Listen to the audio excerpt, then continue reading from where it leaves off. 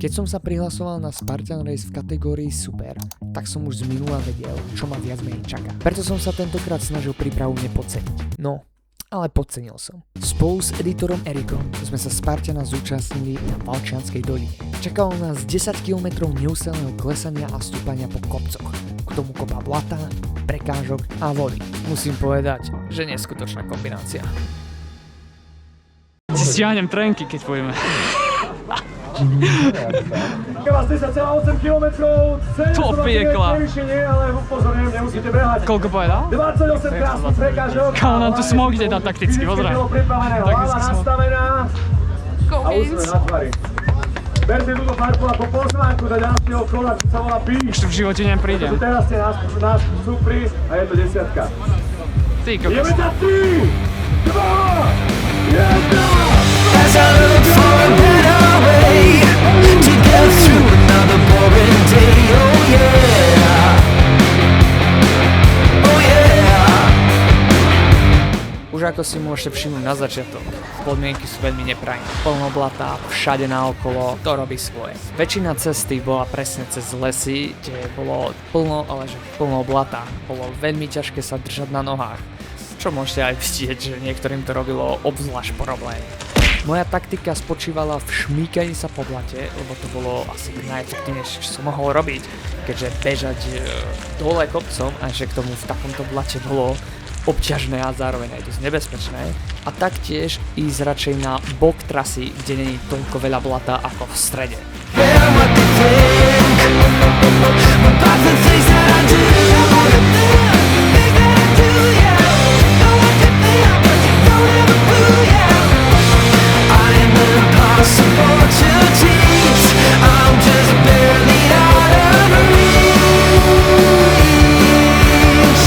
Toto bola prvá náročnejšia prekážka v poradí.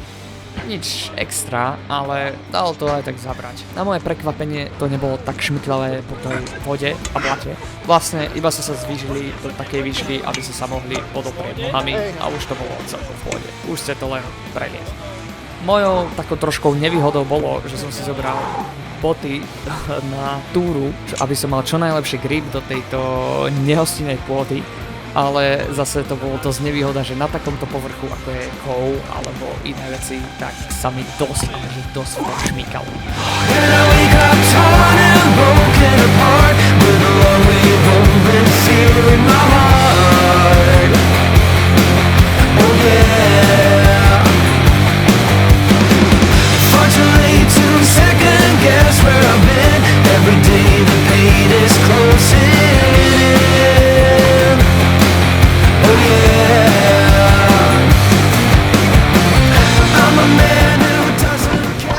Nasledoval dosť strmý a dlhý kopec, vďaka ktorému som dokonca dostával sa pred väčšinu ľudí, lebo som mal dobré tempo, čo som vlastne už si vedel nastaviť z minulajška. Veľa účastníkov kračajúcich predo mnou si dalo priveľké tempo na začiatok a teraz im kopec trošku dával zabrať. A mohlo to byť aj tým prelezením, že niekomu dalo viacej zabrať tá stena na prelezenie. Ťažko povedať. Hlavné je, že dostávame sa do vedenia, kámoško. Je to p***. Zas mám nohy od holím. Parkour.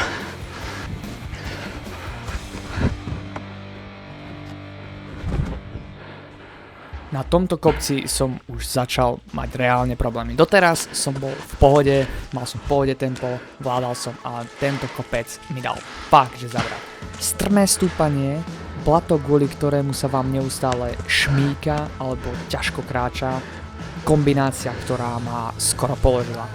Kvôli tomuto som potreboval dvakrát sa zastaviť a chytiť normálne dých. Práve sem padol prvý energetický gel, bez toho neviem ani, či by som to vystúpal. Aby som to vôbec vystúpal, tak som musel chodiť po bokoch trasy, lebo v strede trasy bolo také blato, že to bolo nemožné.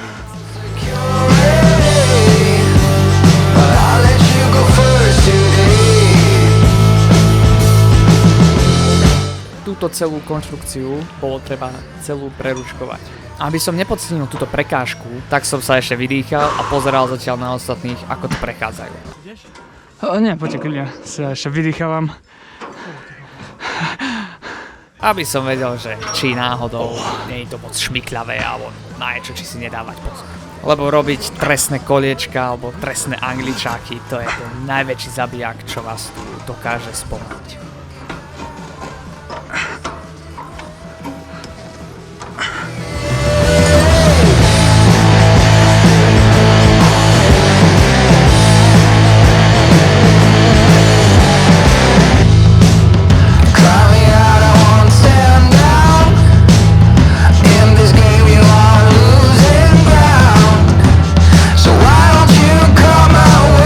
Ďalšia prekážka je vlastne to isté. Zase preručkovať celú konštrukciu. Pohybujúca sa tyč s tým, že leziete z boku.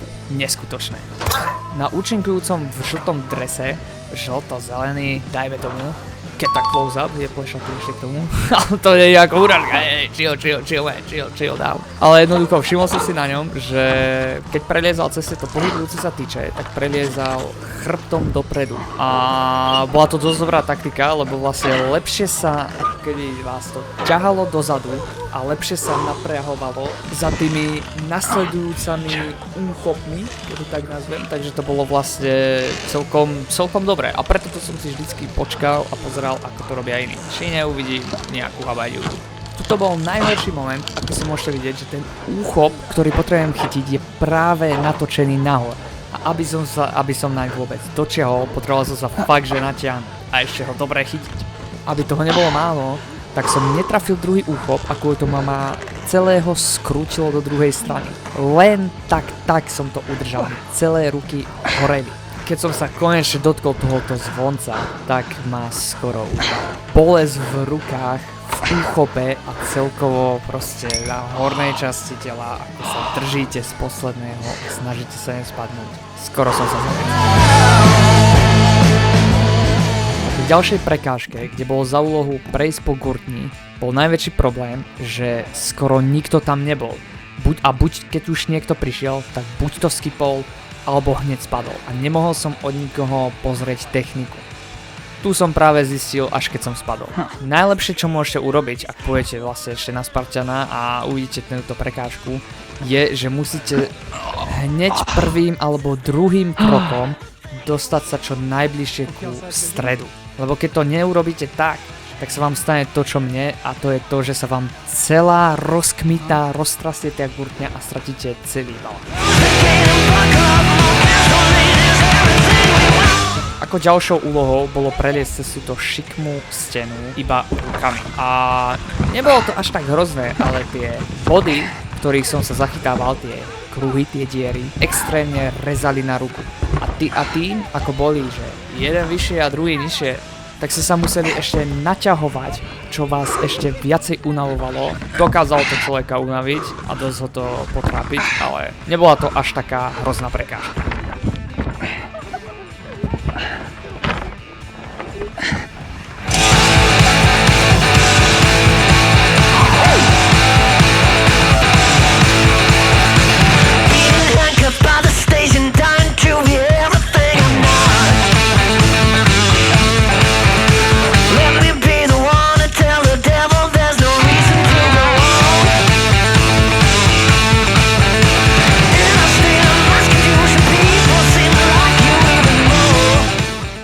Toto bolo osobné. Na tejto šikmej stene, ktorú musíte preliesť z hora, tak som minulého Spartana na sprinte chytil na tomto krč a skresalo mi to celý priebeh o 30 minút. Stratil som kvôli tomu 30 minút, lebo som sa kvôli tejto zasranej prekážke váľal po zemi. Nič náročné, ale chytil som tam nechutný krč. Hajzel som.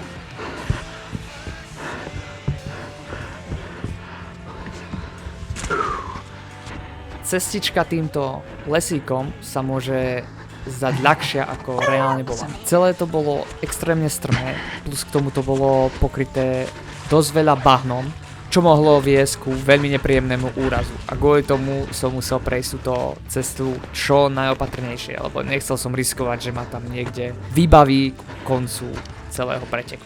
Doslova som sa musel kvôli tomu šmýkať, nie že bežať alebo kráčať, musel som sa šmýkať opatrne a kontrolovane po tej trati, lebo to bola v podstate najefektívnejšia možnosť, ako sa dostať z hora dole, bez toho, aby ma niekde rozmástilo a zároveň aby som šetril energiu. Keď som videl, ako dávala zabrať ostatným táto časť, tak som vymyslel, že budem sa šmýkať na jednej nohe a druhou sa budem balancovať, lebo na tejto časti bolo toľko blata a tak to bolo šmykavé, že bolo nemožné držať balans. Buď by ste spadli, alebo mohli ste sa takto celý šmyknúť.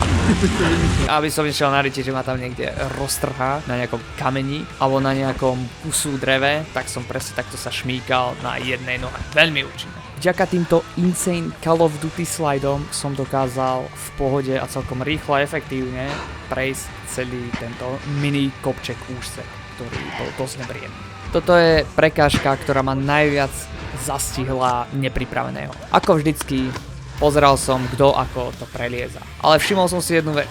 Veľa ľudí to nespravilo. Už na boku som videl, ako Angličákujú, niektorí spadli, ale hovorím si, však obyčajné preruškovanie. Prečo to urobilo tak ľuďom problém? A to je tá vec, čo hovorím. Tam niekde bude nejaký finish. A nemýlil som sa.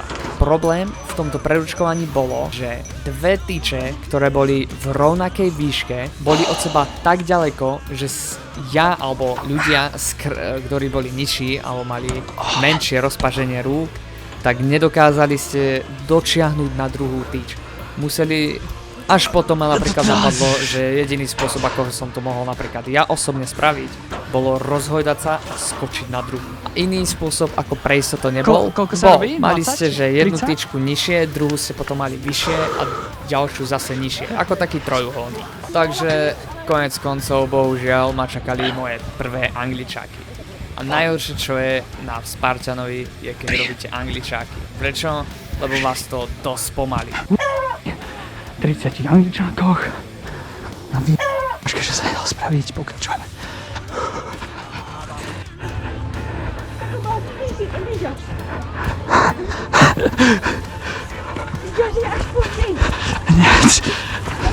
Ty kokso. V pohode. Že to len vtipné došlo.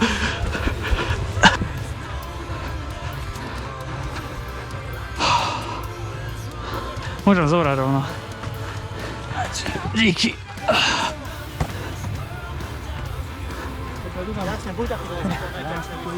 Tak to hore normálne, hej? S týmto. Aha, dobre.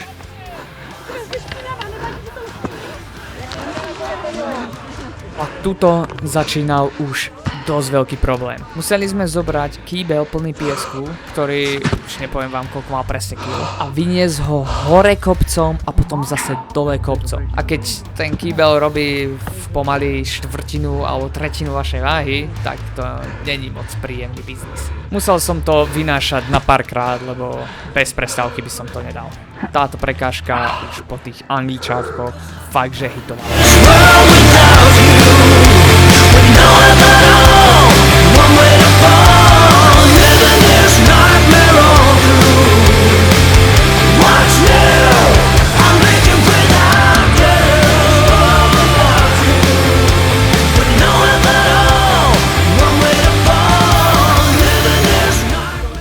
Jasné.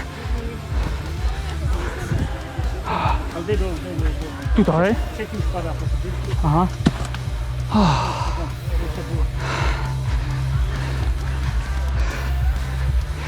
Chlapi. Čas. Záchrana. Už ani vodu nemám.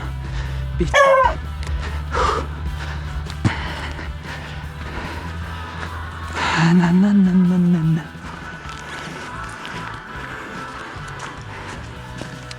Ty koko. Toto hituje, tento Sherry. Takže toto nie je sponzor, keď si chceli. Veď som si to kupoval ako... Aby ste sa niekto pýtali, prečo som to... Prečo to po troške chlasem, je tým, kto naraz ti má byť zle. Majú ma piť.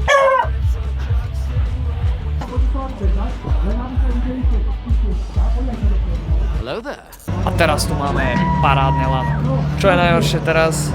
Normálne lano nie je nič extra. Aspoň mne nerobilo v podstate na prvom Spartanovi žiadny problém. Ide len o to si vedieť zaháknuť. Len semka bol problém, že je trošku viacej šmyčľavé kvôli tomu, že vlastne idete cez furt po blate a cez vodu. A ďalšia vec, nemohol som si spomenúť, ako sa tie nohy dávali. Tak tu môžete pekne vidieť, ako som sa trápil s tým, aby som to vyšiel a nejak sa udržal. Bang our heads into army threats, getting torn into shreds by bullets and gasoline. The louder the better. Hard rock and heavy metal never settle for less. Tattooed on my chest. Keď som potom zbadal, že ponúkajú banány a vodu, tak mi neskutočne sa rozžialili oči. Zase záchrana.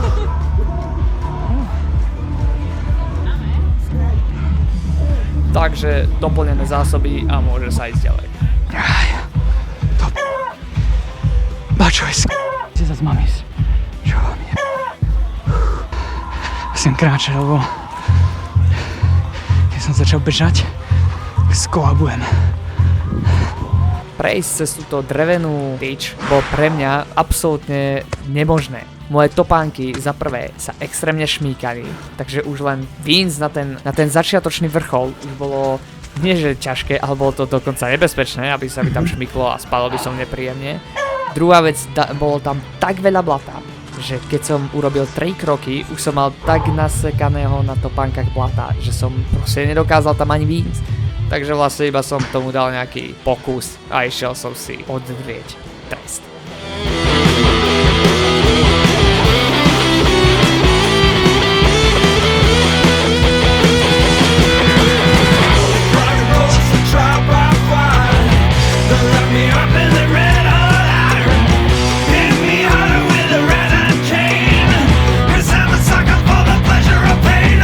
Dámy a páni, prekážka, ktorej som sa takisto bál kvôli mojej obuvi. Ako som už hovoril, dosť sa mi šmýkalo, mal som dosť blata na nohách a teraz som mal prejsť po tejto zigzag stene po asi centimetrových kolíkoch. No, uvidíte sami, ako mi to šlo.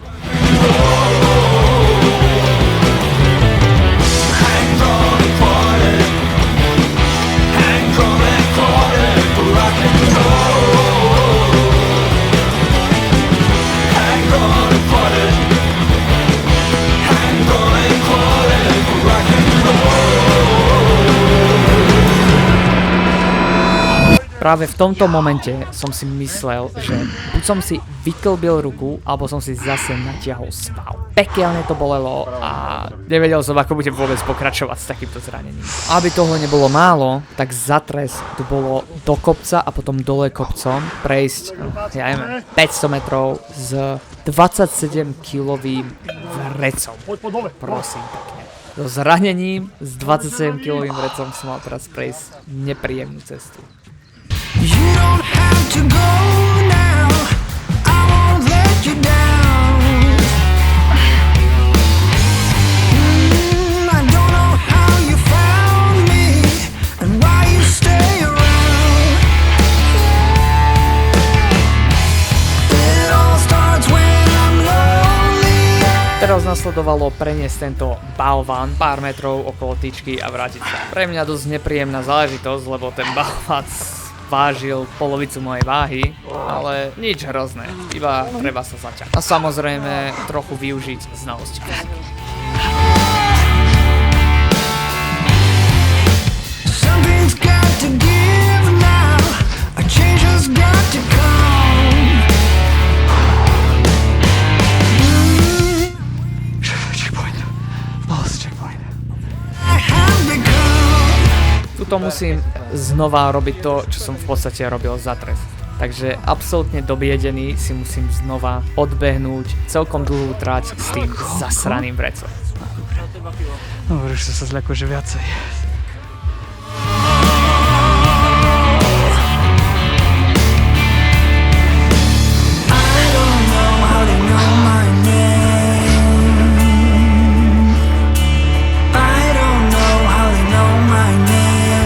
Tuto som začínal byť obmedzovaný tým, že som si oboma rukami nemohol držať to vrece na chrbte, lebo tým, ako ma bolelo rameno na tej pravej ruke, čo som si myslel, že som si vykrútil, asi som si to natiahol, tak som musel to vreco niesť pred sebou, lebo bolo to bez šance.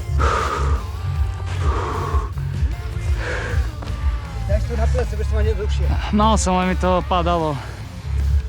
Jo, ty tam mudrlánci skôr.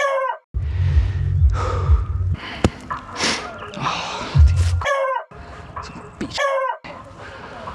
Toto je už normálne len klinec, normálne dobitý na max, ale ešte viac. Tak sa cítim teraz. Už som na pokraji ešte. Viac a viac a viac. Waves are coming in now. I don't know who to trust. It all starts when I'm lonely and you really know me. Might as well call it poison.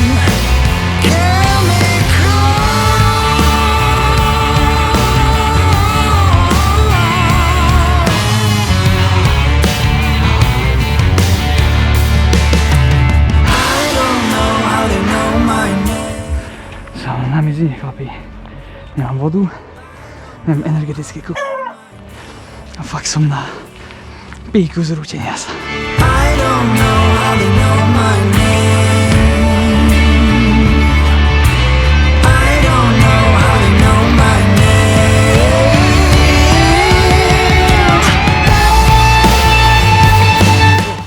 Tu som sa už blížil ku posledným prekážkam, takže už mi trochu svitalo nádeje.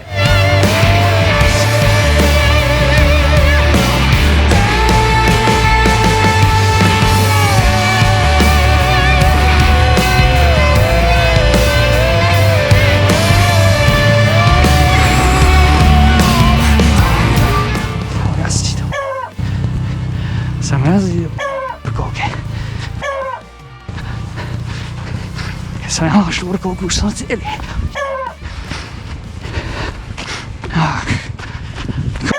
Skoro už sa nemôžem dočkať, keď tam budem sa ponárať pod Tu mi bohužiaľ vyplo kameru, lebo neviem prečo. Ukazoval mi, že máme ešte stále plnú baterku, takže nemám šajnu, prečo sa to stalo.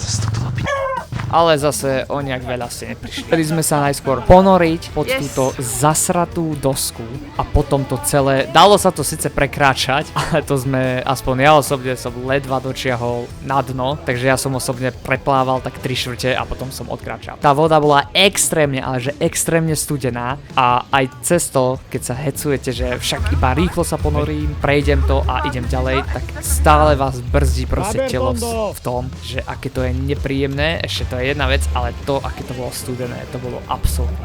Aby toho nebolo málo, tak nás potom popohnali do potoku, čo ešte OK. Prejsť sa po potoku, kde sú šmykľavé kamene, kde zase dosť hrozilo, že ma môže trpnúť na zem a môžem si odrieť celé kolena alebo vykrútiť nohu, tak ešte sme sa museli plaziť popod ostnatý drôt. Takže znova hoď sa do vody a ťahaj, odchod. Ale našťastie nebolo to také zlé, lebo vlastne prúd, ktorý tiekol, tak išiel za rovnostami, takže vlastne vám pridával tú energiu. Keby to šlo oproti mne, tak aj neviem, či to spraví. Taktiež super vec, ako si môžete všimnúť, stratil som čelenku s číslom, takže mi to potom robilo problémy s tým, aby mi dali moje veci. Ale našťastie normálne mi ich dali, keď som ukázal svoje registračné číslo. Potom tu už máme len záverečné veci, preliesť cez stenu po lane, síce trošku to dávalo zabrať kvôli tomu, aké to bolo mokré, aký ste vyčerpaní a ešte ako máte mokré oblečenie, tak máte váhu naviac, ale pohode oproti tomu, čo vlastne ma ešte čakalo. Ako ďalšie, zase len prelezenie steny P-čkovej, nič náročné, len trošku je to, mi to príde nebezpečné, keby ma tam vyváľalo, tak neviem ako, čo so mnou bude.